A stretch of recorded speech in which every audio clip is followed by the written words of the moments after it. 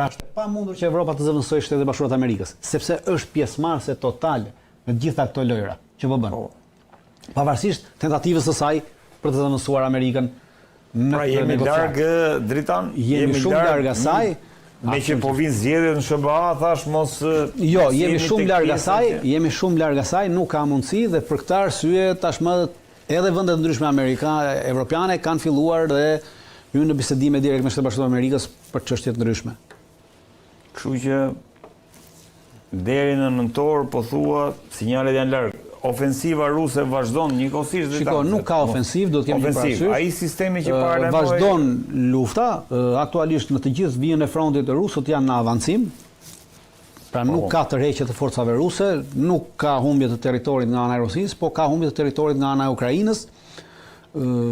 Ka përqendrime diku të forcave për arsye të nevojave operacionale dhe taktike.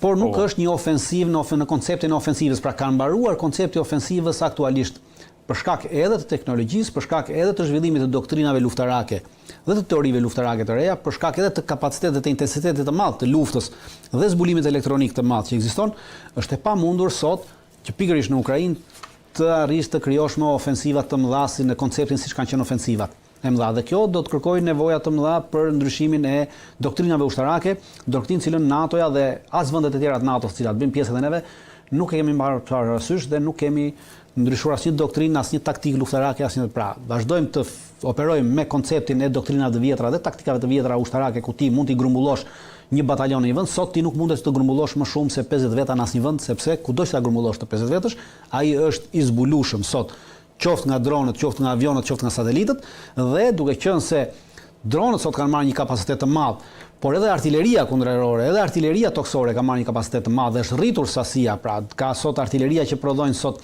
edhe amerikanët, edhe rusët, kanë arritur që të shkojnë deri në 75 kilometra. Pra ka qenë deri 45-30 tashmë shkojnë deri në 75 kilometra një artillerie thjesht, një top 152, një top 150, 155 shkon deri në 75 km dhe plus që shkon deri në 75 km, predhat kanë filluar prodhojnë predha inteligjente. Pra e lëshon predhën dhe predha mund edhe të devijojë, pra të ikë dhe të drejtojë të godasë objektivin. Pra një gjë e tillë ta pamundson ty grumbullimin e forcave dhe të pamundson bërjen e një ofensive në konceptin e vjetër. E qartë. Dritan, jo më kot sot, domethënë kam lënë hapësirë në fakt për diskutuar rreth një fenomeni që po ndodh në Shqipëri që në fakt ka marrë vëmendjen e gjithë botës, që janë protestat që shpërthyen për sa i përket asaj që planit dhe projektit të Jared Kushner dhe Ivanka Trump në Zvërnec. Pash një koment tëndi në Facebook, do doja shumë një këndvështrim tëndi në raport me mënyrën si shikon ti këto protesta. Protesta është një organizim kolektiv për të shprehur një pakënaqësi në rrugë, duke qenë se atë pakënaqësi dhe atë shqetësim që ti ke, pushteti nuk ta ka marrë parasysh kur e ke shprehur në mënyra zyrtare në rrugët e përcaktuara zyrtarisht nga shteti. Ky është definicioni. Pra, ky është definicioni i protestës. Pra, duke qenë se shteti nuk të ka marrë parasysh kërkesat e tua, nuk ka marrë parasysh, nuk ka do të dashur të dëgjojë ty afare, ka marrë vendimet e veta. Pra qeveria ka marrë vendimet e veta pa të pyetur, pa të marrë mendimi, pa asgjë, atëherë në moment ti je i detyruar të drejtohesh protestës që qeveria të dëgjojë protestën, sepse qeveria dëgjon protestën dhe nuk të dëgjon ty në rrugët zyrtare që ka përcaktuar të dëgjesës. Çdo lloj proteste është e nevojshme, sidomos në vende si Ballkani, ku pushteti i gjatë automatikisht kthehet në autokraci. Dhe pushteti i gjatë në Shqipëri, në çfarëdo lloj pushteti që kalon, çfarëdo lloj qeverie që qëndron mbi 8 vjet në pushtet në Shqipëri, kthehet në autokraci. Nuk mund të ikësh kësaj. Sepse jemi një vend i vogël, kemi një eksperiencë autokratike, vazhdojmë dhe njerëzit, duke qenë se jemi vend i vogël, kemi interesa të ngushta dhe jo interesa të mëdha. Pra njerëzit janë të lidhur me interesa të ngushta të vogla, ato jo nuk shohin gjër. Pra unë shoh juve vini sot në pushtet, unë kam interes të ju mbështes juve se unë do hy në punë, do fus në punë, do marr një leje toke, do marr një leje ndërtimi, do marr një pra gjithnjë bëhet për interesa të ngushta dhe në rast se kjo bëhet për interesa të ngushta krijohet një lloj varësie e besnikërisë në mënyrë të ngushtë dhe unë ta jap këtë, ti më kërkon votën, unë ta jap ti më kërkon votën, po kjo nesër kjo ty të jep dhe duke qenë se ti duke marrë të votën time, duke marrë të mbështetjen time, duke marrë të besnikërinë time për shkak të interesit që unë kam pasur, këtë interesit të ngushtë, ti nesër këtë e shfrytëzon dhe i jep vetes të drejta më të mëdha, të cilat unë nuk mund t'i kundërshtoj për arsye se ti më ke dhënë diçka që ndoshta më takonte, por e ka marrë përpara se ta merrte dikush tjetër që takonte më përpara se unë. E qartë. Është një lloj skllavërie drita. Pikërisht. Dhe në moment që futemi në kjo të çon drejt një autokracie të pashmangshme. Prandaj çdo lloj qeverisje në Republikën e Shqipërisë që kalon mbi 8 vjet është autokratike dhe nuk duhet të qëndrojë më. Pra ne duhet të bëjmë me kushtetutë që vetëm 8 vjet duhet të jetë kryeministri. Pra të ndrojë tjetri, vit tjetri, siç bëhet për kryetarët e bashkive, të bëhet pra vetëm 2 mandate. Ndryshe ti nuk mund të kesh një kryeministër më shumë se 2 mandate sepse bëhet autokrat. Siç bëhet edhe kryetari i bashkisë, siç bëhet edhe tjetri. SBA-ja fjala vjen Pikërisht, edhe ne duhet ta bëjmë këtë gjë. E para duhet dhe çdo lloj proteste është e nevojshme, sidomos në Republikën e Shqipërisë. Aktualisht ne pavarësisht se flasim për një qeverisë, ne kemi ndryshuar fytyrat në Republikën e Shqipërisë, por që 36 vjet kemi të njëjtin sistem. Sistem kleptokratik në dëm të interesave kombëtare shqiptare. Sistemi i cili ka vjedhur gjithçka çka mundur. Pra, ka marrë atë çka nuk është e tija dhe ja ka shitur më të fortit, ja ka shitur atij që paguan më shumë, ja ka shitur atij kriminalit me cilët e ka ngritur vet. Kemi një qeverisje në sistem në Shqipëri që këto 36 vjet është bërë, nuk mund të dallosh ku është krimi dhe ku është politika. Pra nuk e dallon dot ku ndan krimi dhe politika. Nuk bën dot asnjë dallim sot. Po. Nuk ka ndarje. Aty ku nuk ka drejtësi thotë janë qeverit përveç se banda. Ajo është. Për këtë arsye, unë mendoj që shqiptarët nuk kanë nevojë t'ju shpjegosh ose të analizosh përse duhet protestojnë. Duhet protestojnë sepse shqiptarëve sot nuk ju del rroga për të përfunduar, për të mbyllur muajin. Ka shqiptarë sot me mijëra dhe me qindra shqiptarë sot që kanë punuar këto 36 vjet të këtij sistemi dhe nuk munden të blejnë një shtëpi, janë pa shtëpi. Ka shqiptarë sot që kanë punuar 36 vjet në këtë sistem, por kanë punuar edhe një 30 vjet në sistemin që ishte dhe sërish nuk kanë shtëpi. Me qartë. Pse? Sepse sistemi ka ndërtuar një vlerë, ka humbur, ka sulmuar të gjitha vlerat dhe i ka dhënë fuqi një pakice e cila e ka bler mbështetjen politike. Kurse ai tjetër që nuk ka pasur mundësi ta blejë mbështetjen politike, ai është anashkaluar, ai është bojkotuar, ai është sulmuar, ai është injoruar, ai është anatemuar, ai është sulmuar. Për këtë arsye unë nuk mendoj që shqiptarëve duhet t'ju shpjegojmë se përse duhet të protestojnë. Sepse sot shqiptarët, po t'i shohësh kanë mbetur si qyqe mosha e tretë. Pse? Se fëmijët e tyre kanë ikur. Jo se duan, po se nuk munden më të gjejnë një zgjidhje këtu, nuk munden më të ngrenë një të ardhme këtu, nuk munden më që fëmijët e tyre të kenë një të ardhme këtu.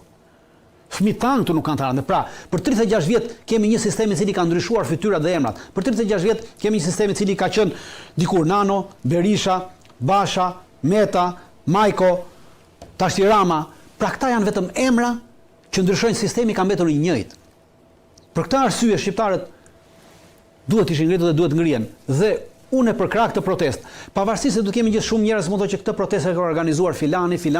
Pra normalisht që çdo protestë në fillim nis për arsye të caktuara për interesave politike, të interesave ekonomike, të interesave të grupeve të interesit. Pra kështu nis çdo protestë në fillim. Sepse lufta nuk merremi vesh dhe hajde të dalim 10.000 veta në mal. Jo. Edhe në mal në fillim del një grup i vogël, prej 5 vetash, fillon të bën veprimtari luftarake ndaj armikut, edhe për ndaj atij grupi ti mund të gjykosh, paragjykosh, dakord. Por ama masiviteti pastaj me çfarë lloj qëllimi që të jetë çdo individ dhe çdo grup që të ketë dalë në fillim në këtë protestë, ta ketë organizuar këtë protestë, në momentin që ti e bën masive protestën, atëherë qëllimi i tij është bërë zero, sepse masiviteti i protestës me një kërkesë të vetme dorëheqje e qeverisë automatikisht çdo lloj qëllimi që të ketë nisur kjo protestë e bën zero dhe jep fuqi masivitetit. Prandaj konspiracionet mund të ekzistojnë, ka njerëz që duan të marrin protagonizmin dhe vazhdojnë që pse vuajnë nga protagonizmi, sepse protagonizmi në Shqipëri në këto 36 vjet është bërë valutë për të ecur përpara, është bërë valutë politike. Pra tipo protagonizëm nuk bën dot nuk bëhet dot përpara. Dhe shkëmbimi. Pikërisht, dhe kjo valuta politike është gjithë protesta. Prandaj shumë do dalin dhe do kërkojnë të marrin të protagonizmin, por masiviteti e mbyt protagonizmin. Për këtë arsye unë do thosha që duhet i bashkangjiten njerëzit kësaj proteste, duhet të protestojmë. Për sa kohë protesta është gjenuine, sepse nuk mund të rrim gjithnjë me mendimin që jo po kjo është, pra ti duhet të dalësh, ti duhet të protestosh. Po duhet të bashkangjitesh sepse nuk mund të lëvizim gjërat, nuk mund të ndryshojmë gjërat. Edhe në rast se nuk arrim të rrëzojmë qeverinë, pra nuk e zëm se në një moment caktuar protesta u shua për diçka tjetër. Ama prapë sërish i tregoj qeverisë dhe gjithkujt tjetër që e para, neve këta njerëz nuk, sepse një nga thirrjet e protestës atje që vazhdon një është Rama dhe Berisha në burg. Pra po tregon që këta janë dy personat që na kanë marrë peng jetën tonë. Kanë 36 vjet që këta dy persona janë pushtet, kanë 36 vjet që këta dy na kanë marrë peng jetën neve, dhe tashmë neve po bëjmë se hirë se si këta dy persona duan që edhe 30 vjet tjera t'ju marrin jetën peng fëmijëve tanë. Pikërisht. Pra Rama Berisha në burg. Pra edhe në rast se nuk arrihet rënia e qeverisë. Kjo lloj thirrje, kjo lloj proteste, ju ka dhënë atyre një mesazh të qartë që këta njerëz nuk i do më kusht. Dhe kjo është do jap indikimin e vet në votimet e ardhshme. Dhe ka për ta dhënë ndikimin e vet në votimet e ardhshme. Po si do e javi, se këto nuk janë forcë politike. S'ka gjë, po njerëzit ndikojnë, pra njerëzit po shohin sepse protesta si thash është një veprim i madh, i sinqert dhe tregon që edhe ata nuk është vetëm askush. Pra edhe ata që mendojnë njësoj, po që sot për arsye të ndryshme nuk dalin në protestë. Sepse mund të kenë arsye, ka një dyqan, ka një fëmijë në punë, ka një grua diku në punë dhe këta mund t'ja heqin në shtet. Sepse funksionon autoritarizmi këtë ka. Të cënon aty ku ti je më i prekshëm, i cënushëm. Dhe ti, në momentin që ke diçka në familje, që t'ja jesh i cënushëm te ekonomia, ta cënon këtë. Dhe ka shumë njerëz që mendojnë njësoj. Po deri më sot kanë menduar se kanë qenë të vetëm. Në moment që ai shef që në rrugë ka 5.000 veta, 10.000 veta, 20.000 veta, 30.000 veta, apo thotë, unë nuk jam i vetëm. Vërtet atje nuk dal. Po nesër ai e di që këta 30 veta do votojnë njësoj siç do votojë edhe ai. Pra ai do votojë kundra edhe ata do votojnë kundra. Pra nuk është i vetëm nesër në votime. Pra kjo, sido që tjetë, çdo proteste ka një të mirë. Edhe në rast se nuk arrin qëllimin final të rrëzimit të kësaj qeverie kuislinge. Dhe të kësaj politike anti-shqiptare që 36 vjet ka marrë peng jetrat tona. Sërish, çdo protest me pjesëmarrje masive tregon edhe njerëzve që e mendojmë njësoj, pra edhe ai që s'ka mundsinë nuk është vetëm. Dakor, Dritan, po problemi është që të shkoj tek, le të themi, tek krijimi apo që t'jetë një shkëndi, se paka shumë kjo, një shkëndi që të ndezë atë zjarrin për të futur në furrë gjithë sistemin më pas dhe për ta ndryshuar, si do ta bëj kjo protest në një kohë kur në zgjedhje kemi dy parti ende të cilat numrojnë votat, kjo është një luftë. Kanë komisionerët, unë i kuptoj, po. Kontrollojnë gjithçka. Po, kjo është një luftë. Atë do kemi një gjë. Kjo është një luftë. Dhe lufta është me faza, pra. Luftën e konceptojmë edhe protestën konceptoni si një operacion ushtarak. Ja, nga ty e pres këto. Operacionet ushtarake janë me faza, pra faza e parë, faza e dytë, pra hapi i parë, hapi i dytë, nuk shkojmë nga i pari te i fundit. Hapi i parë është masiviteti i protestës. Me një kërkesë të vetme, dorëheqja e qeverisë. Pra ky është masivitet. Masivitet do të thotë që të dalim në Tiranë në protestë, ata që janë në Tiranë dalin në Tiranë, ata që janë në përrethë të dalin në përrethë në protestë. Në të njëjtën orë që bëhet protesta këtu dalin atje, sepse tregojnë që gjithë Shqipëria është kundra, gjithë Shqipëria është një, e mendojmë njësoj dhe gjithë Shqipëria është një lëvizje. Protesta është një mosbindje civile. Pra tregon që kjo mosbindje civile nuk ekziston vetëm në Tiranë. Mosbindje civile ekziston në Vlorë, në Gjirokastër, në Berat, në Korçë, në Fier, në Shkodër, në Kukës. Është mirë që protesta të bëhet në të gjithë vendin në të njëjtën orë. Shikoni, njerëzit do të kuptojnë një gjë, sepse 97-ën jemi një brez që 97-ën kemi jetuar gjithë, pra. Shumica. Po. Edhe atëherë në 97-ën protestat në fillim ishin vetëm në Vlorë. Një muaj. Filluan në Vlorë, një muaj dhe askush nuk tërhoqi në një vëmendje të madhe, e izoluar. Në momentin që protestat u shpërndan në të gjithë Republikën e Shqipërisë, në Lushnjë, në Fier, në Shkodër, në Krujë, në Korçë, pra bëshin protesta në gjithë Shqipërinë. Kjo solli rrëzimin e autokracisë të Berishës. Sepse i tregoi që nuk është Shqipëria më me ty, nuk të do. Dhe e njëjta gjë duhet bëhet tash. Pra masivizimi nuk duhet vetëm në Tiranë, masivizimi duhet gjithandej. Faza e parë është masivizimi me një kërkesë të vetme, edhe atje një kërkesë rrëzim dorëheqja e qeverisë. Faza e dytë, pasi vim në fazën e dytë. Faza e dytë është normalisht kur bie qeveria atëherë çfarë do bëhet? Duhet krijuar një qeveri teknike. Dhe faza e dytë, kjo protestë zhvendoset nga kryeministria te presidenca. Sepse qeverinë teknike pastaj ka presidentin dorë ta krijojë. Dekreti i presidentit. Dhe në këtë moment qeverinë teknike duhet krijuar me bazë të gjerë popullore, me njerëz profesionistë të fushës së digastereve institucionale, pra ministri i financave do të jetë ekonomist, ministri i shëndetësisë do të jetë mjek. Në qartë. Të ministrat e tjerë, pra, me figura të cilat kanë eksperiencë drejtimi dhe eksperiencë në fushën e tyre, Pra jo me njerëz që kanë mbaruar sot universitetin e mjekësisë ose për shkenca sociale ose për marrëdhënie ndërkombëtare dhe ti e çon atje. Pra njerëz që kanë, unë nuk po them që të marr sot një pedagog të marrëdhënieve ndërkombëtare, ta çosh atje ai vetëm nga ana teorike është pedagog. Pa duhet marrësh një person që ka eksperiencë në fushën e marrëdhënieve ndërkombëtare, që ka shërbyer gjatë dhe ta bësh ministër të jashtëm. Por që ka treguar që nuk është pra persona që janë apartiak, pra s'kan qenë antar partie, nuk janë antar partie, nuk janë antar shoqatash të këtyre shoqatave të Sorës të këtyre tjera që vinë vërdall, pra njerëz me integritet në Shqipëria ka. Dhe këta njerëz i vë atje dhe pastaj pasi arrihet hapi i dytë, shkojmë në hapin e tretë. Kjo qeveri teknike ka për detyrë të ndryshojë, të bëjë një kushtetutë të re dhe të shkojmë në referendum. Dhe në këtë kushtetutë pastaj ndrojmë gjithë ato që thatë juve. Ligjin zgjedhor, komisionin e zgjedhjeve, mënyrën e votimit të zgjedhjeve, ndarjen e Republikës, pra gjithçka e bëjmë me kushtetutë.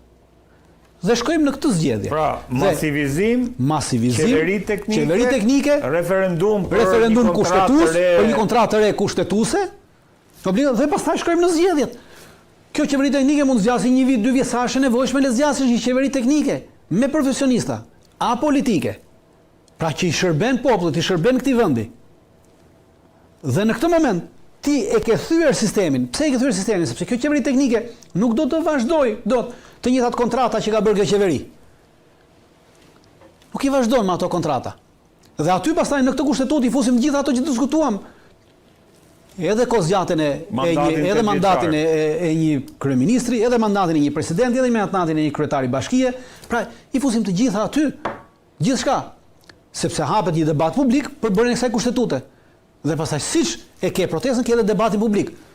Dhe në këtë debat publik marrim pjesë dhe ofrojmë të gjithë mendimin ton për bërë një kushtetutë më të mirë e cila do t'i shërbejë nesër fëmijëve tanë. Dhe atëherë kemi bërë demokraci. Dhe kjo është demokracia. Realisht kjo është demokracia. Demokracia nuk është të vi Dritani, të vi Redi dhe vendosim se unë e mendoj kështu, dhe do bëjmë kështu ndihmë tavolin se kështu themun se është më mirë. Jo. Është debat publik demokracia.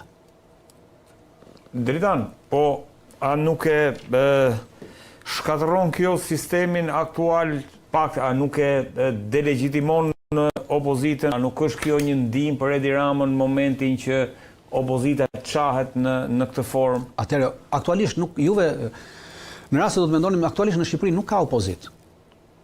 Në Shqipëri kemi një pozit e cila është ndarë dhe luan. Në Shqipëri kemi vetëm një parti që 36 vjet është Partia e Punës, vazhdon të jetë në pushtet. Dhe Partia e Punës është ndarë në 2 grupe. Është ndarë në Partinë Socialiste dhe në Partinë Demokratike. Por vazhdon Partia e Punës të jetë në pushtet. Dhe këta kanë ndarë rolet. Dhe bëjnë teatr. Si në teatr. Pikërisht, një herë njëri bën pozitën, një herë tjetri bën opozitën. Dhe juve konsideroni që kjo s'ka qenë në opozitë. Në Shqipëri kemi pasur një herë opozit. Në Shqipëri kemi pasur pozit në pushtet dhe pozit jo në pushtet. Opozit në Shqipëri nuk ka pasur. Dhe nuk vazhdon të mos ketë. Opozita e vetme është kjo që po ndodh. Prandaj edhe këtë opozit ta bëjmë masive, se kjo është opozita. Në momentin që populli arrin të rrëzojë qeverinë me protesta të tilla, pra jo të dhunshme, sepse duhet të tregojmë edhe një gjë që nuk i përkasim atij sistemi. Jemi këta të rinj që kanë dalë janë më të civilizuar se neve, more. Dakor? Ne gjë e parë që themi hajde të vrasim, hajde të presim, hajde të thyejmë. Jo, këta po bëjnë një protestë civile. PS-ja dhe PD-ja nuk kanë bërë protesta civile. PS-ja dhe PD-ja protestat i kanë bërë të dhunshme. Dhe i kanë bërë të dhunshme me qëllim. Jo se nuk kanë mundur të bëjnë protestë civile, por i kanë bërë me qëllim, sepse ti kur bën protestë të dhunshme, atëherë ti ndikon psikologjikisht te njerëzit. Dhe njerëzit janë të frustruar dhe thonë, mirë e bëm që e thyem, mirë ta thyem. Po në moment që ti shkon me këtë, atëherë ti vazhdon të mbash sistemin në pushtet.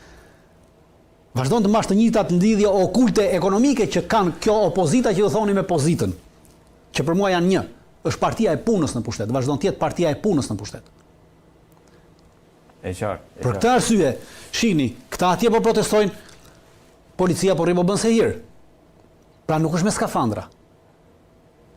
Jo, Këtu policia s'ka dalë me skafandra. Pse s'ka dalë me skafandra? E para do thotë që policia nuk ka informacione që protesta do të jetë e dhunshme.